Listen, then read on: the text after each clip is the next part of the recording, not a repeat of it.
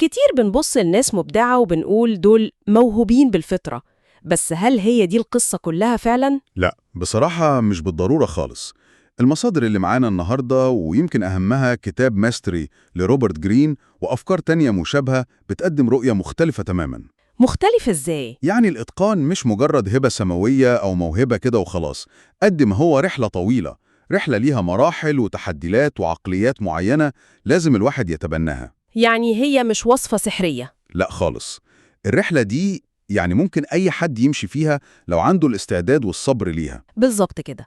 الفكرة إن التميز ده مش مجرد صدفة، ده عملية بناء، والنهاردة مهمتنا نفكك العملية دي سوا ونستخلص منها الأفكار اللي ممكن فعلا تساعد أي حد ماشي في الطريق ده.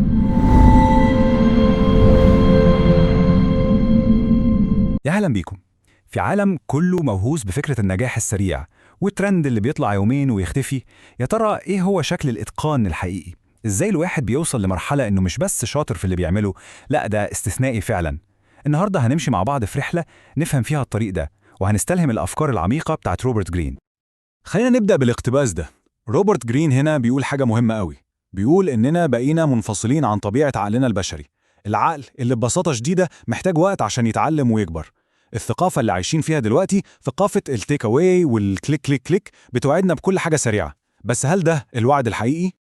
والشريحة دي بتلخص القصة كلها. على الشمال عندنا الوعد بتاع النهاردة، كل حاجة سريعة سهلة وتنتشر زي النار في الهشيم. وعلى اليمين عندنا حقيقة الإتقان، طريق بطيء صعب وكل خطوة فيه بتتبني بالراحة، لكن في الآخر بيفضل ويدوم. الوهم طبعا شكله مغري، بس الحقيقة هي اللي بتصنع العظمة بجد. وده اللي بياخدنا لأول قسم عندنا، خرافة الإتقان. دايما بنسمع عن فكرة إن العبقرية دي موهبة بنتولد بيها. جرين بيقول لأ، استنوا بس، العبقرية دي حاجة بتتكون وبتتصنع، مش بتيجي كده بالصدفة. الفكرة بتبدأ من هنا. كل واحد فينا هو نسخة فريدة من نوعها، حرفياً الحمض النووي بتاعه مش هيتكرر تاني أبداً. التفرد ده حسب كلام جرين بيبان قوي في طفولتنا على شكل ميول طبيعية لحاجات معينة. نفتكر كده واحنا صغيرين كان في حاجة معينة بنحبها قوي من غير ما حد يقول لنا ليه. هو ده اللي جرين بيسميه الصوت الداخلي، أو البوصلة اللي بتوجهنا لقدراتنا الحقيقية. بس للأسف مع الوقت الصوت ده صوته بيوطى. طب ليه؟ بسبب الدوشة اللي حوالينا، يعني مثلا ضغط الأهل ومقارنة نفسنا باللي حوالينا وصحابنا، وإغراء الفلوس طبعا، وفكرة إن الواحد يدور على الشغلانة اللي شكلها حلو وخلاص بدل الشغلانة اللي فعلا مناسبة ليه. كل دي أصوات خارجية بتغطي على صوتنا الحقيقي اللي جوانا.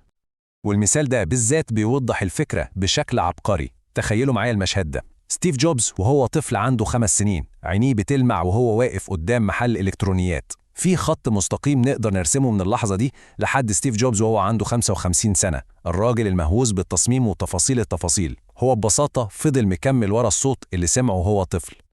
طيب خلاص، لقينا الصوت الداخلي ده وعرفنا إحنا بنحب إيه نعمل إيه بقى؟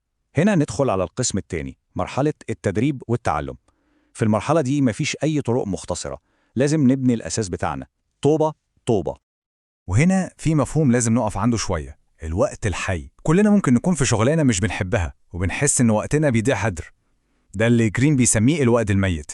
لكن تخيلوا لو غيرنا طريقة التفكير بس وقلنا لأ، أنا هتعلم من التجربة دي حتى لو كل اللي هتعلمه هو إيه اللي أنا مش عايزه في حياتي. في اللحظة دي بالظبط الوقت بيتحول لوقت حي، بنكون بنستثمر في نفسنا حتى في أصعب الظروف.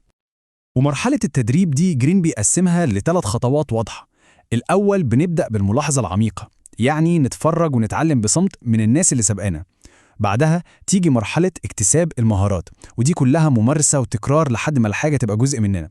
وأخيراً بنوصل لمرحلة التجريب، وهنا بقى بنبدأ نحط بصمتنا الخاصة ونبتكر. ومقولة ليوناردو دافنشي دي بتلخص هدف المرحلة دي كلها.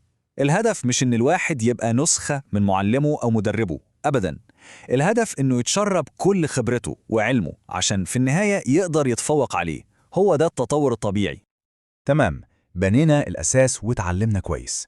دلوقتي ندخل على القسم الثالث، إزاي نصحي العقل المبدع اللي جوانا. هنا بنتنقل من مرحلة إننا بس بنتبع القواعد لمرحلة إننا اللي بنصنع قواعد جديدة. جرين بيوصف تطور العقل ده في 3 مراحل. بنبدأ بالعقل الأصلي زي بتاع الأطفال، كله فضول وبيشوف الدنيا زي ما هي من غير فلاتر. بعد كده ضغوط المجتمع بتدخلنا في مرحلة العقل التقليدي اللي بيمشي مع السائد.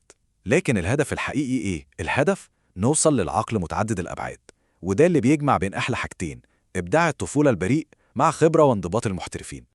وهنا في سر مهم جدا لازم نعرفه: الإحباط. لما نوصل لمرحلة نحس فيها إننا محبطين ومش عارفين نتقدم خطوة، دي مش علامة إننا نستسلم.